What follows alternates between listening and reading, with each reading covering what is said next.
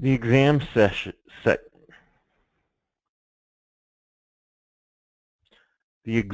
section of Management Plus is divided into 4 different parts.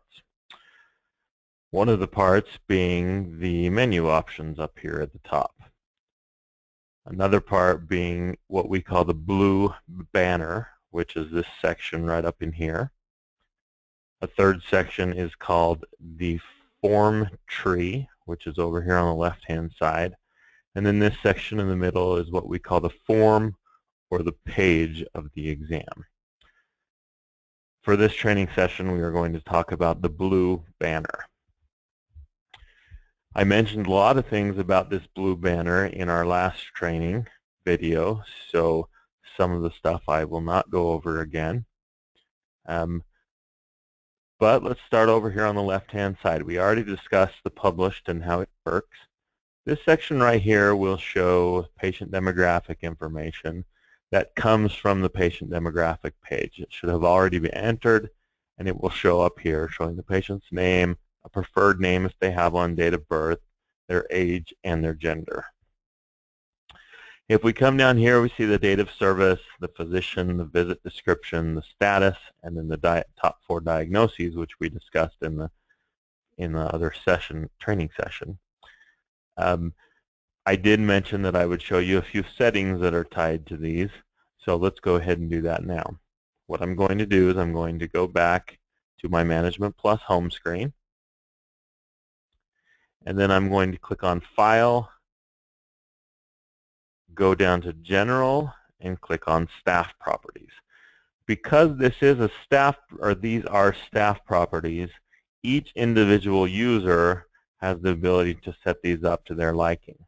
So each individual user will have to set them up individually. Once you're here to this screen, you'll click on the EHR tab. The top 3 are the ones you want to worry about. This bottom one is an old feature of Management Plus that is no longer in the program, and so you can ignore it.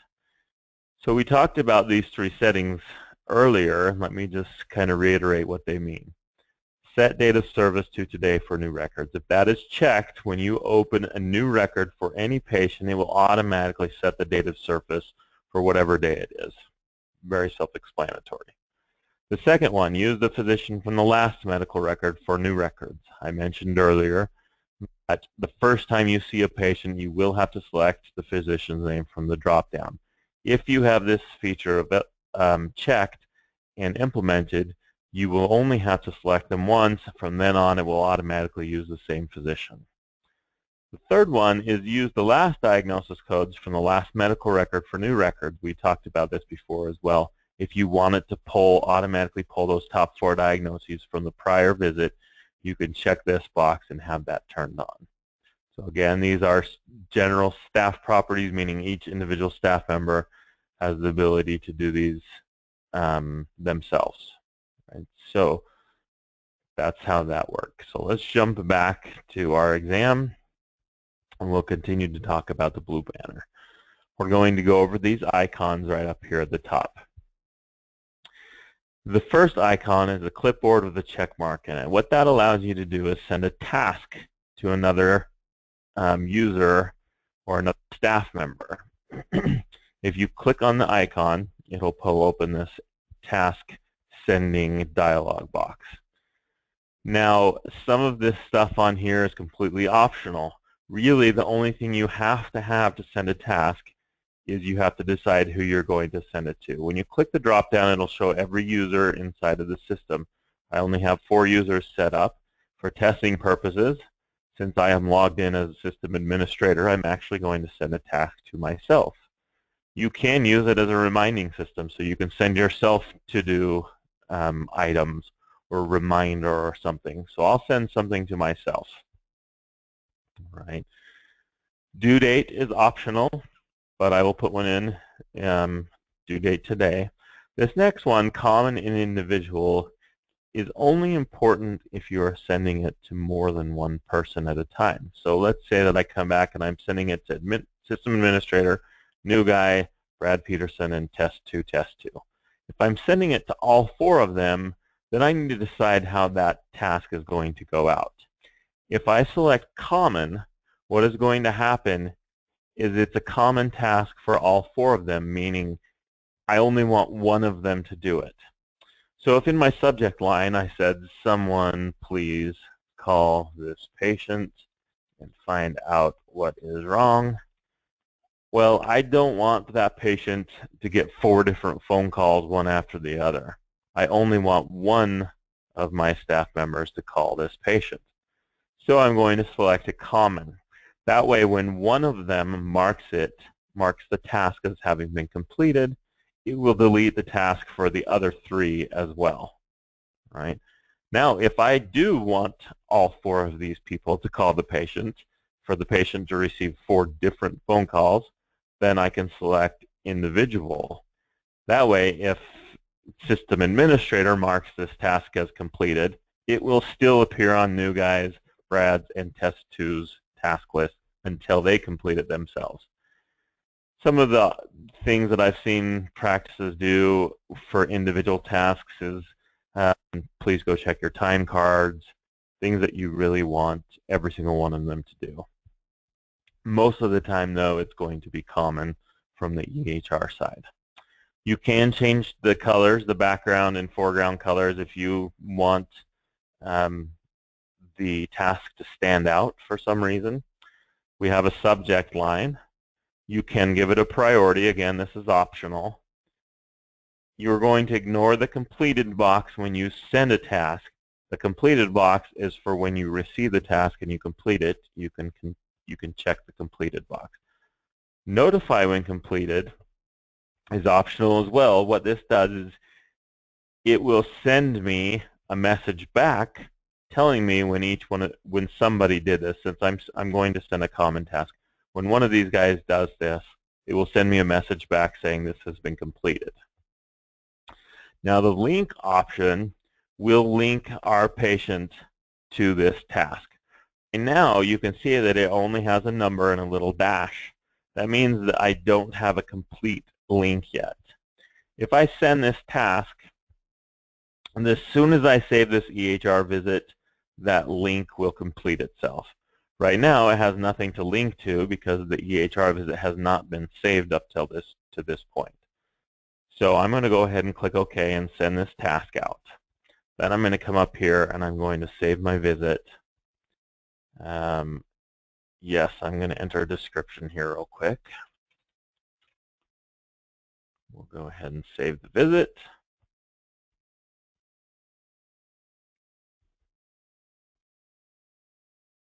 And then we're going to come to our Management Plus home screen. Our Management Plus home screen is where our task list is. Each individual user has their own task list. You can see that these update and refresh themselves automatically. As soon as I send a task to any person, the next time they log into a computer and launch Management Plus, they'll see this. Or if they're already logged in, it will appear immediately. All right, so you can see that really stands out because of the colors that I gave to it. And now if I double click on it, I can see the details of the task. I could have even written more details down in here in the body if I wanted to say, you know, patient called me and said they were having a red eye and I want you to call them and find out what's going on, then I could do that. All right, and you can see now that it's put this link in because I saved the EHR visit. Now it has the patient's name and the date of birth and the visit description that I wrote in. Now the nice thing about this is the person who receives the task, all they have to do is click on that link and it will take them right back into the record from where this task was sent. So it's kind of nice in this situation if you just wanted to say, you know, see for details, and they could just click on a link and go back into that exam, right? So once I complete this exam, I can either check the completed box from here, or just from my home screen, I can check that box and mark it as completed. If I check the box from here, I'm going to have to refresh to get it to go away. Now, because I had told that task just to return a message to me to notify me when it was completed, and I sent it to myself, because I completed it, it's now sending a message back saying that this task has been completed. Again, I can remove it by clicking and refreshing. And I did a right click to get to that refresh. Now you can send a task straight from here without going into an EHR record. You just right click and click add task and you get the same menu options here. So that is the way that you can send a task to another staff member or to yourself from inside the EHR. This next icon has to do with lab orders again. If you remember, I mentioned on the patient demographics it is possible to have a link directly to a lab company and interface. This is used only if you have one of those interfaces, so we are going to skip that. This one launches Dr. First, which is the e-prescribing module. I will not go in there because the training for Dr. First is a separate training that is done by our practice management trainers. I'm pretty sure they have videos on our website that you can go and you can do the training for Dr. First. But clicking on this pill bottle is what launches that Dr. First connection. You can also come back to the patient demographics page and you can click on this RX button, which will launch the Dr. First interface as well. So if you don't want to actually open an exam for the patient, you can prescribe from here. If you're already in an exam, you can just click the pill bottle and go into it. This icon, View Images, is the exact same thing that from here, View Thumbnails gives you. So again, like I said before, it only shows JPEGs and image files. It won't show Word documents or PDFs. So in the next training, we will go over attachments, and I recommend using the attachments instead of View Thumbnails. The next icon is a PDR interface that we have, PDR meaning Physician Desk Reference. If you've ever carried around one of those little booklets that PDR sends out that you can look up medications and how they're supplied and what percentages the medications dosages come in and that kind of thing, this is the same sort of thing that's built into our program. There are a few different ways to access it. One of the ways is just to click on the shield right here.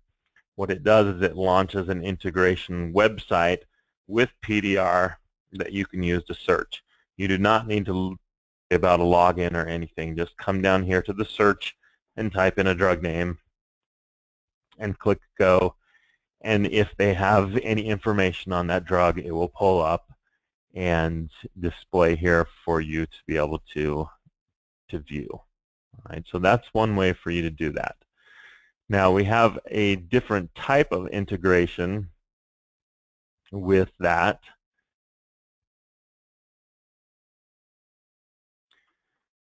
To make it a little bit easier and it's a little bit faster as well. If you come up here, so I'm going to kind of skip a little bit. We're going to come up here to the menu options up at the top. And it looks like I accidentally tried to close the record. We'll go ahead and cancel that. We're going to come up here to the top, and in the menu there's an option called PDR. If I click on that, I have 3 different options inside that menu. This bottom option is for continuing medical education. Unless you already have a continuing medical education account with PDR, then you can ignore that one. But these 2 are the main ones that you're going to use. If I click on PDR Brief, it pops open this little search dialog. I can move it around if I want to. And then I can search for Timolol and click OK. What's going to happen is it's going to go search their database and it's going to show me all the different pieces of information that they have on Timolol. They have the full prescribing information, they have the boxed warning, you can see other medications in the same therapeutic class, or patient drug information. This patient drug information is actually pretty good patient education if you want to give to your patients. If I launch that, it pulls open some patient education. It's actually written in layman's terms and it's pretty easy to understand. And they also on the bottom have discount cards depending on the drug. So you could print this off for your patient just by clicking the print button. The full prescribing information will show things like what size bottles it comes in, what percentages it comes in, and that sort of thing. So you have that available as well. Now, the next option that you have available is to click on PDR and click Reference. What this does, if you type in timolol, it will show you every other medication it can find that also has timolol as an ingredient or in the description. So this would be a way that you could find out a generic drug. If you knew Cosopt and you wanted to type in Cosopt, you could find out what ingredients it had, and then you could search other drugs that have the same ingredients and see what generics are available or what other name brands are available. So that's kind of a valuable tool as well if you need that information. All right, so that's how the PDR works. These next two icons are both patient education icons that are built into our system. These are free patient education resources that are ran and updated by the government. We just put a link to them in our software. Sometimes you can find good information through them, other times they don't have very good information. So with the government meaningful use program, a lot of things like medications and allergies and past problems and procedures and like that, they're all encoded now. Every single medication has a code.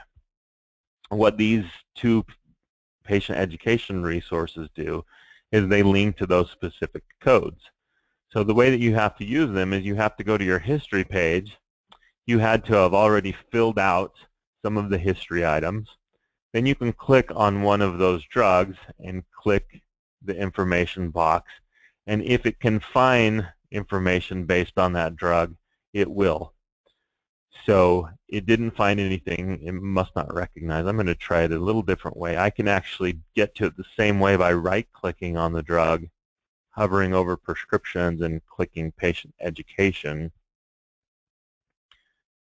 Let's see if they do have anything based on. So they didn't find anything there. So I can search just by typing something in. Maybe it's under a different name or something. So like I said, sometimes you can find really good education. Sometimes they don't have anything on what you're looking for. So those are both optional resources that you can use to view and give patient education if you would like to. The S button works slightly different, but it still goes based on the codes that are assigned to the drugs and everything. If I click on the S, it's going to take out a bunch of the items that I've filled in, and it will put the code here. So then I can click on it and click Show. If they have patient education, I don't think I have mine hooked up. If they have patient education, it will automatically display over in this white part, and you can print it. If they don't have patient education on the particular item you're looking for, it will give you this error that says, well, not error, I'll give you the message that says no data available. So again, sometimes they have really good education, and sometimes they don't have any education. So it's kind of, you can kind of play around with it and see if they have anything that looks good. But those two resources are available, and again, it's not something Management Plus does. We don't update those patient education resources. It's just an interface to Medline Plus and what's called LDM. All right, the next thing in our blue banners are these 4 black dots or circles. These are all indicator lights. Now, by default with our system, none of them are programmed to turn on. As you guys use the system and as we discuss your needs and some of the things that you might want inside the system, we may end up turning these on. They turn on when certain conditions inside of a patient's exam are met. So for example, looking at this page, we can see that this patient was assessed for fall risk and they're in a wheelchair. What we could do is we could tell this top button that if the patient is a fall risk, that it should start blinking. So the next time the patient comes in, that top light will immediately start blinking. We could have the second light blink if the patient is a smoker. So there are a lot of different things that we can do with these. I've had people have them turn on if the patient is HIV positive, or if the patient has a latex allergy, or allergic to dilation drops or something like that. We've had some of these lights turn on. Now, sometimes it's better to have something pop up right in the middle of the screen, for example, like patient allergic to dilation drops. It's probably better to have a big pop-up rather than to have a little light start blinking. Usually these are used for patient-sensitive information, like the patient is HIV positive, so that it doesn't pop up a big message in the screen saying something. It's just kind of subtle light blinking. And then if you hover over the light that is blinking, it will tell you in a small little hint why that light is blinking. So those are the indicator lights. This little icon tells us if there is some sort of directive, like a will or power of attorney or something like that, a living will. You cannot view those things from here. This is just an indicator that tells us that the patient has one. In order to view them, you'll need to go back to your patient demographics screen and you'll have to go to the Directives tab, and then you'll be able to view those items.